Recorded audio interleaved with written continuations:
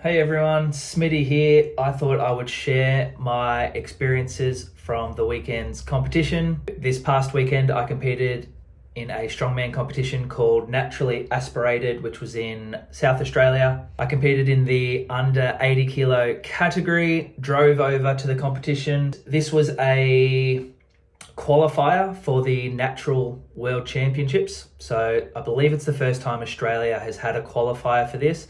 And I'm pretty sure it's the first natural/tested competition in strongman in Australia. So that's really cool. That's why I wanted to do the competition. If you don't already know, I am a natural strongman competitor. I don't know how to word that. I compete in strongman and I don't take steroids or performance enhancing drugs. I really wanted to do this competition, not necessarily to qualify for Worlds, but just to support the cause, because I think having a tested federation or a tested event is really good for the sport, and I think it's good for society as well, which I won't delve into this video. I just want to chat about how I went at the competition and how I trained for the competition. First things first, I drove over to the competition with Bailey. It was about, I think we got there, it was about eight and a half hours to get there, and I was cutting weight at the time, so I think I had 2 coffees on the drive. Tried to stop eating and drinking at midday. I had water loaded and everything previously, so I think I woke up at 82.2 kilos. When I arrived in South Australia 8.5 hours later, I was 81.7 on the scales. I was pretty excited by that. The drive was pretty okay, a little bit tedious the last 2 hours. Didn't really feel that not eating and having coffees really affected me. The drive home, where I was eating and drinking as much as I wanted, that ended up being just as tedious. So yeah, driving while not being able to have heaps of coffees and food and stuff like that wasn't actually a big deal, which was great. When I started to do the water cut at the hotel room, we made sure that it was a hotel room with a bath. I started running the hot water and it was okay until the bathtub was like halfway full, and then the water coming out of the tap was not hot, it was warm. This is bad for a weight cut because I need to be sweating. The idea is you jump in the bath, it's too hot and your body sweats. So I had to think of what else to do. So I've been in this position before. We actually started boiling the kettle and just pouring the boiling water into the bath. It was taking quite a while for the kettle to boil. You know, it takes like 6 or 7 minutes or something like that for a full kettle to boil. So we rang reception and grabbed a second kettle. So we had 2 kettles going at once. Because it wasn't boiling hot, it took a while to sweat, and it was just, I had to sit in there a little bit longer. So that was boring, but it wasn't uncomfortable. Normally when we do the baths, it's pretty uncomfortable, but for a short amount of time. Long story short, that first bath, I lost like 500 grams, and then I had to do 4 more baths where I lost between 300 and 400 each time. So ended up easily making weight. So that's that part done with. A little bit of a saga. So if you're ever cutting weight, and you're in a bath and it doesn't get hot enough, make sure you utilize a kettle if you can have access to a kettle or 2. And you can also drape things over your head to try and trap the heat in and trick your body into thinking that it's hotter than it is. Okay, the competition itself, I should show you the trophy first. It's a great looking trophy, thanks to Stand or Submit. I think made the trophy Naturally Aspirated first. Good looking trophy. It's I've got it down low. I've got some other similar trophies of similar size down there. So for now, until I get a new trophy stand, that one's going down there. The competition itself was 5 events, and I did train for this comp, but it was wedged between 2 other comps. So I competed 2 weeks ago at Melbourne Strongest, under 80 as well, and I've got a comp 4 weeks from now, Log Dead Stone in Melbourne, under 80 kilos as well. So it's wedged in between. I did really prioritize Melbourne Strongest. So the comp 2 weekends ago, my training really did prioritize, I really was focused more on that. But I did practice some of these events in training. It wasn't my full focus, but I did feel prepared for the event. I didn't know how I was going to go, but I did feel prepared. The events at Melbourne Strongest, there was some carryover to this competition and to Log Dead Stone. So for the most part, I did feel prepared, but I didn't know that I was going to win. Wasn't locked in stone, that's for sure. So the first event for the day was the log and double dumbbell press. First time doing this event in a competition.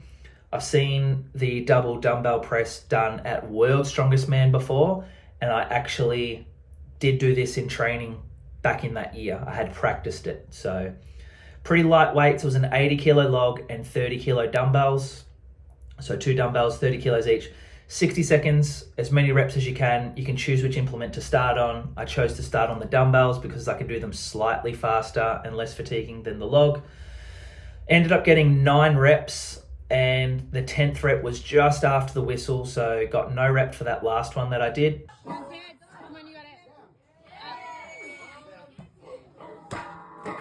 And in training, I had hit 10 a few times with time left over actually for an 11th rep. So I was pretty confident that 11 or 12 was going to be possible. I think the distance between the log and the dumbbells was a bit more here than during training. So that extra half a step or half a second each rep ended up adding up. So I couldn't fit in the 10th rep, let alone the 11th. That ended up being tied for first. So I was pretty grumpy with myself because I actually took a breath before the last log. And I was thinking, should I clean and press instead of Viper? Because I knew I was pretty gassed and I need a really tight belly in order to Viper. But what I ended up doing was taking a breath and doing the Viper, and I think it ended up costing me the rep.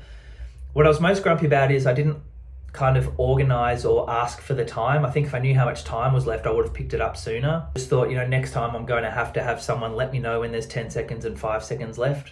Either ask the timer or have someone from my team shouting out to me. So regardless, it was tied for first place. I was a bit grumpy at the end of this. I did less than training, but I guess it's because of the bigger distance between the two events. So next up was the deadlift for reps, 220 kilos for reps. I actually forgot that we had, the way that they ran this event was you had 2 weight choices. So I think the bar in front of me was 180. So you can either do the 180 kilo bar was worth 1 point and the 220 kilo bar was worth 10 points for every rep. So I forgot that was an option. I suited up for this event, hadn't trained for this specifically, as in I hadn't done deadlift AMRAPs. I'd been deadlifting from the floor, heavy, high RPE. So I didn't train specifically for this, but I'm not a huge fan of training deadlift AMRAPs.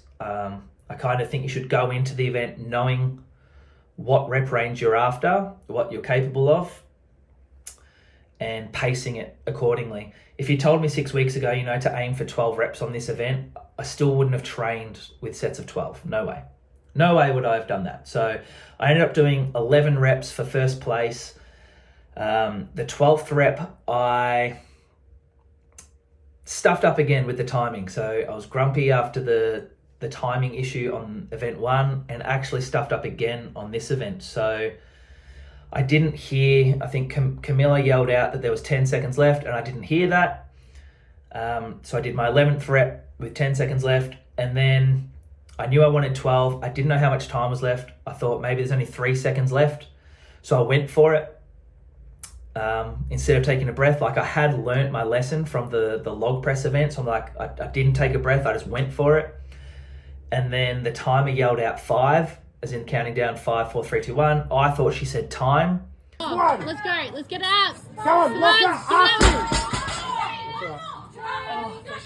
Even though it had been a whistle all day that ended the time. No one's yelling time. It was a whistle.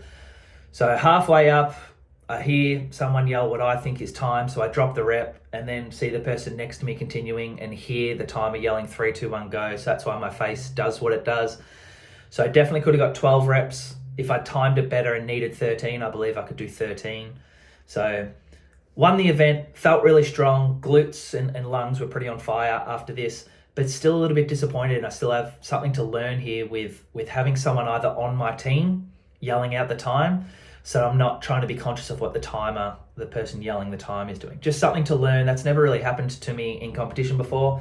And now it's happened on the first 2 events. But enough for the win. Good start to the day. Okay, we are on to event 3, yoke, 15 meters up, 15 meters back, 270 kilos. I just went and looked at the videos on my phone, and the log press, my log press was around 9:20 a.m. or 9:28 a.m.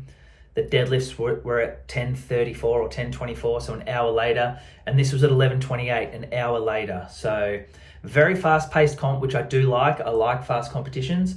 But due to the order of events and how many reps I got, I was my legs were shaking. I was feeling pretty, not depleted, but a little bit depleted. I didn't have any Powerade or sugar on me. I tried to eat some lollies, but stale lollies that I had. I tried to force down some raspberries and some honey, but I couldn't eat a lot. I was still really nervous, quite tired. So it was a fast-paced comp, but I was really feeling it. My legs were shaking, warming up for the yoke. Regardless, first placed on yoke, I think I only won by a second. And watching the video, I did really slow up on the second half of the event, on the second 15 meters. My turnaround looks a little slow. That's something to work on. Looks like I took it a little bit too far over the line at the halfway mark as well. That's something that I could definitely work on to save half a second.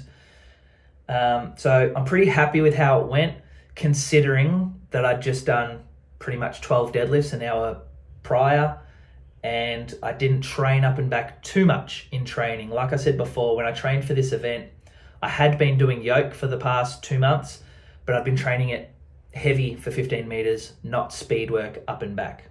I also think due to it actually felt pretty good in warm-ups, even though my legs were shaking. I remember I did 240 and it felt really good as my last warm-up. I'm thinking what I should do next time is actually do a lower pickup so I have more clearance. This high pickup with low clearance really helped me a couple of weeks ago at Melbourne's Strongest with 300. I felt really steady, and the pace that I move at with a heavy yoke is still quite slow and steady. With my lighter yoke, even though it's only 30 kilos lighter, it felt really good on the day. I think if I'd gone lower pickup with more clearance, I think I would have been able to bend my knees a bit more and I would have been able to move faster. So that's something where next time, maybe in warm-ups, I need to assess how it's feeling today and what pickup I should go with. That's just something that I've thought about since the comp. Got the win on that one just by 1 second, or less actually. I think I checked the times. It was less than a second, so mega close with me and Alec. And he had a drop on this as well, so he must have been moving pretty fast. Okay, we move on to event 4, and it's the sandbag toss. I think I've got 2 of my throws here.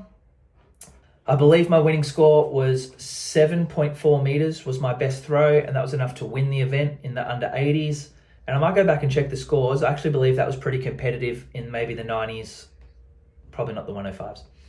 20 kilo bag, never done this in competition. I did train for this event. I did practice it a few times, but I was practicing throwing it behind me initially because I thought that's what it would be. And then the rules came out and it was, you can throw it anyhow. So then I had to spend a couple of sessions practicing spinning. Which way do I spin? When do I let go? What do I do? So it was kind of like, I probably did about 10 sessions where I practiced throwing behind me. And maybe it was useful still that I did them, but it was kind of like they were a waste of time doing those ones because I ended up being able to throw about a meter further with the spin. I landed on this technique about 5 or 6 days ago, so I only got to practice it twice, but I got the event win. Pretty relieved with this one because this is something where, I mean, whoever's watching this, you can probably walk in off the street if you've never trained strongman before and still beat me at this.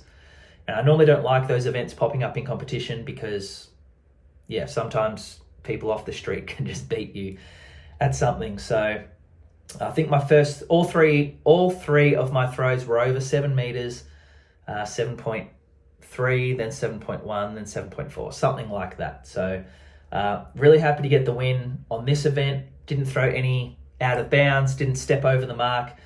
Happy with the effort that I gave it in training, that I really did practice it a lot and try and figure things out.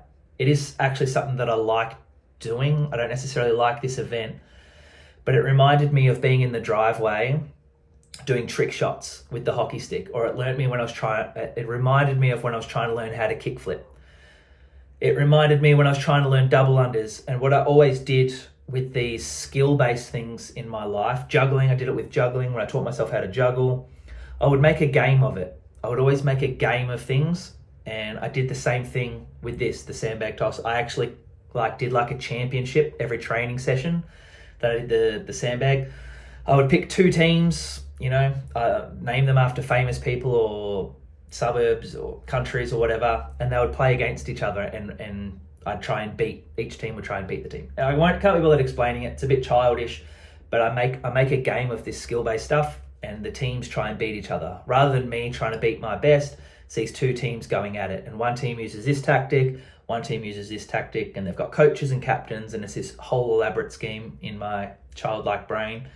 But I like it, and this reminded me of my childhood and my teens and my 20s and now my 30s. I actually have done something similar in strongman back in 2015.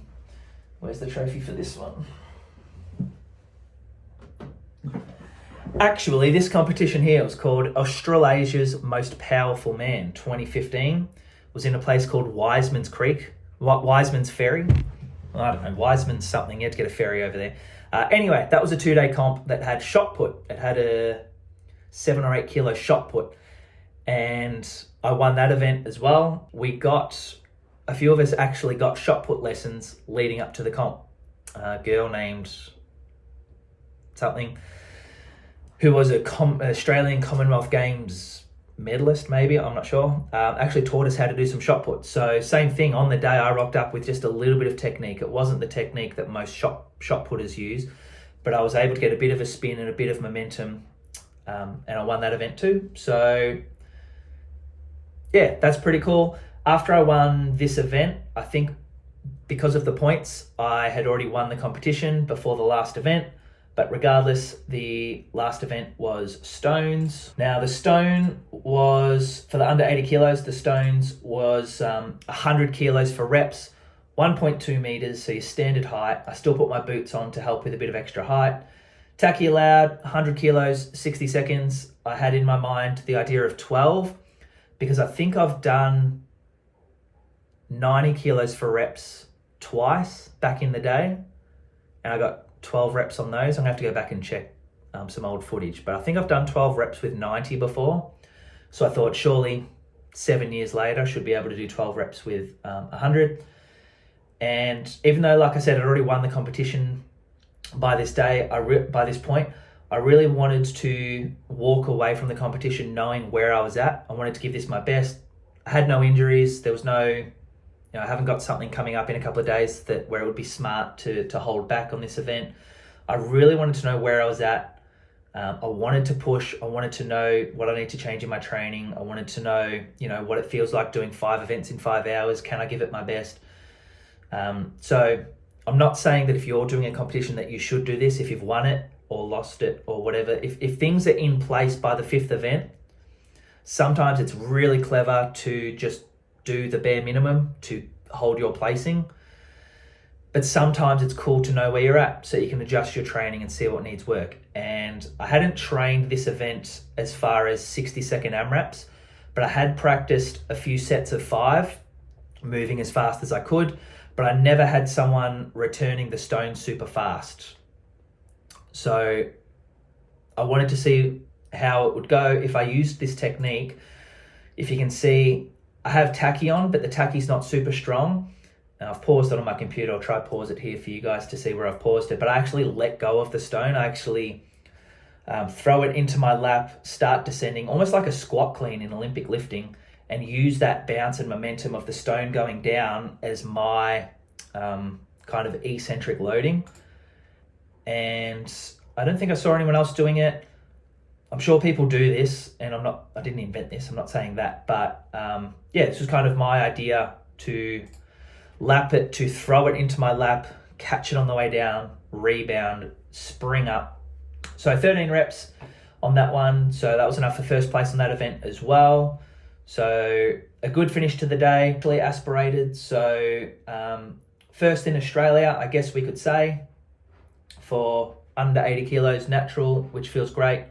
Nothing that I necessarily drastically would change about my training for this event. I did move my training sessions to nighttime lately, so I have taken things pretty serious with my training, but all these weights were already doable the last couple of competitions, so it was about training for speed, training to be able to get through the whole day, training to be fit enough, to get through the whole day is a big skill as well. So nothing I would change. Happy with almost everything, just not happy with the timing aspect. That was probably the biggest letdown. Drove home the next day. It was a bit of a tedious drive home. Body didn't feel too beat up, The suit definitely helped protect my lower back for the deadlifts. So always use a suit if it's an option. Even if it doesn't help you a lot with the particular lift that you're doing, it still saves the lower back from feeling too sore. So I took 2 days off training after this competition and then went back into it yesterday. Next competition is log dead stone. So I'm going under 80 kilos at that one as well. I've got some numbers in mind that I really want to hit. And maybe we win, maybe we don't. But I'm really happy that I won Melbourne Strongest 2 weeks ago. Really happy that I won this and that I feel strong and I'm really motivated and there's no injuries. Just feeling good. So log dead stone, I'm going to put on 2 kilos of body weight between now and then. I'm going to hit the numbers that I want to hit. And then after that, we will consider going to Ireland for the natural world champs. Let me know if you think I should go. Let me know what you thought of the video and if there's anything you learnt or appreciated. And see you guys soon. Bye.